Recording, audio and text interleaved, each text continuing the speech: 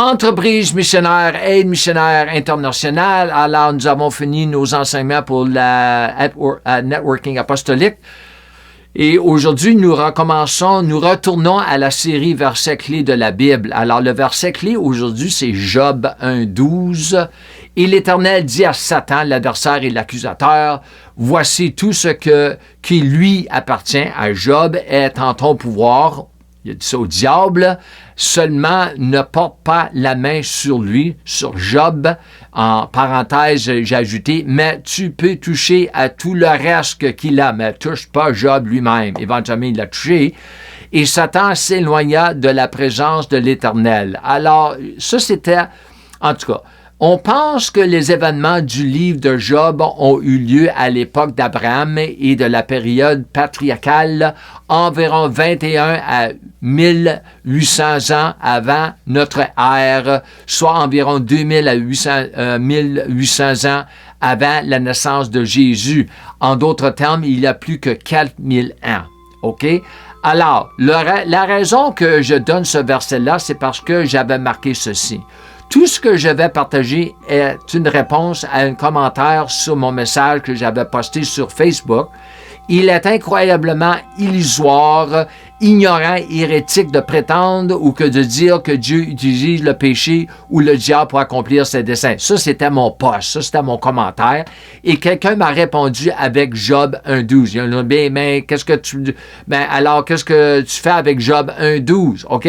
Une bonne question, mais un peu stupide. OK? Alors, je vais enseigner un peu sur cela aujourd'hui. J'ai répondu aux commentaires. J'ai répondu aux commentaires concernant des croyances mal informées fondées sur leur incapacité à bien interpréter la parole de vérité, ce qui porte atteinte à la vérité elle-même, ce qui trouve être Jésus lui-même et à ce qu'il a accompli pour nous à la croix. Il faut comprendre tout cela, OK? Alors, continuons ici. De retour au jardin, Dieu avait ordonné à l'humanité, l'homme, de garder et de protéger le jardin, mais contre qui ou contre quoi? Tu gardes quelque chose, tu protèges quelque chose, mais contre qui ou contre quoi? Le serpent, Lucifer, déchu, mais Adam ne l'a pas fait. D'où Luc 4:6. Alors, Luc 4:6, est-ce que vous savez que Luc 4:6, quand Jésus est en train d'être tenté par le diable, et le diable a dit à Jésus, tout ce que tu vois ici, les royaumes m'ont été donnés. Mais quand ça a été donné? Qui a donné? Dieu? Non, c'est nous autres qui a donné. Votre incapacité à faire la différence entre l'avant et l'après la croix est pour le moins stupéfiante. Mais ce n'est pas grave pour eux. Peut-être c'est pas grave. Pour moi, c'est très grave. Parce que c'est une hérésie. C'est une fausse doctrine. Si l'homme avait protégé le jardin, nous n'aurons pas ce que nous avons aujourd'hui. OK? Ça, c'est très clair pour moi et pour Dieu. Mais bien sûr, nos chers sécessionnistes disent que tout cela fait partie du grand chelem de Dieu. Pas du tout. Pas du tout. Dieu n'a pas ordonné l'homme ou Lucifer à la chute. Non, c'est nous. Nous sommes des libres arbitres. Luc 4:6 existe à cause de ce qui s'est passé dans le jardin, ce qui signifie que si cela n'avait pas eu lieu dans le jardin, nous n'aurions pas Luc 4:6 concernant le transfert de cette domination ou de royaume. Ce n'était jamais le plan de Dieu que l'homme tombe et donne la domination au diable, au serpent, ni la volonté de Dieu que Lucifer tombe. Alors ça va contre beaucoup de doctrines que nous avons dans l'Église aujourd'hui, mais c'est la vérité. Dans le Nouveau Testament, Jésus a donné autorité et pouvoir à ses disciples, y compris à nous aujourd'hui. OK?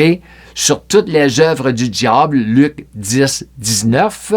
Nous avons aussi Éphésiens 10 à 16, Jacques 4:7, 1 Pierre 5:8 à 9, concernant résister le diable et il va fuir. Et aussi 1 Jean 3:8, c'est marqué que Jésus avait été manifesté, la naissance de Jésus, pour défaire les œuvres du diable à la croix, mais aussi quand il allait de lieu en lieu faisant le bien. Nous allons regarder le verset prochainement. Guérissant toutes sortes de maladies et d'infirmités. Job souffrait d'ulcères, c'est marqué. Mais Matthieu, qu'est-ce qu'on va faire avec Matthieu 8, 16 et 17? Nous ayant ordonné le même pouvoir de faire de même. Alors, c'est pas Dieu qui donne les ulcères, c'est pas Dieu qui veut que nous ayons des maladies. Non, non, non, non. Et Jacques 1, 13, c'est marqué que le diable, Dieu ne peut pas tenter personne et ne peut pas être tenté par le méchant. OK? Alors, c'est pas Dieu qui tente l'homme, c'est le tentateur. Résister au diable par la foi au jour mauvais où il attaque, c'est remporter la victoire. C'est car seule la foi permet à Dieu d'agir pour le stopper, pour l'arrêter. Dieu n'est pas le tentateur, mais le diable, tout comme nous-mêmes et l'humanité déchue, certainement. Nous avons même des chrétiens, on peut tenter quelqu'un. Des fois, on le fait par occasion, des fois, on le fait par erreur, mais c'est pas Dieu qui tente dans le vrai sens du mot « tenter ». Certains diront que puisque Dieu ne peut pas tenter personne, il utilisera le diable pour commettre ses méfaits. Pas bon. Dites-le à Dieu en ce grand jour-là, je ne veux pas lui dire ces choses-là.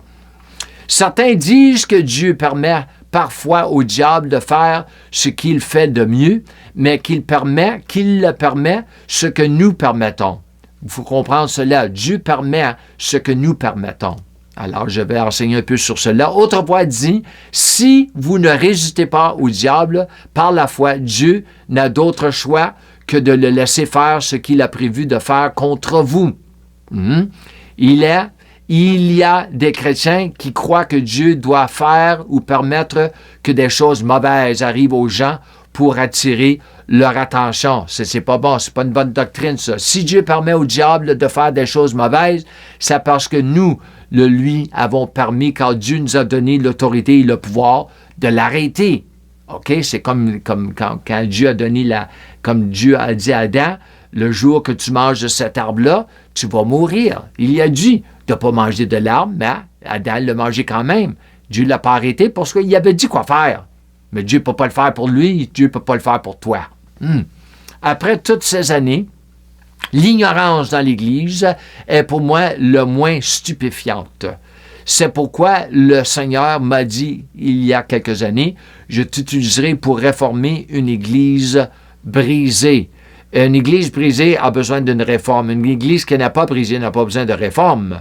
La Bible est pleine de paradoxes, mais il n'y a aucune contradiction dans la Bible. Comment résisterez-vous au diable lorsqu'il se manifestera si vous pensez et croyez que Dieu lui permet de commettre ses méfaits?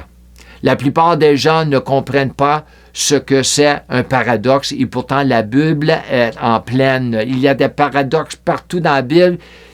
On dirait que c'est des contradictions, mais ce n'est pas des contradictions, c'est des paradoxes. Et cette réponse brève mais concise est également donnée à votre autre commentaire mal informé, basé sur votre parole de vérité mal divisée, sorti de son contexte une fois de plus. Avez-vous déjà entendu parler d'enseigner le conseil tout-puissant ou le plein conseil de Dieu et non pas seulement quelques versets sortis de leur contexte? Paul n'en parle dans Actes 20, 27.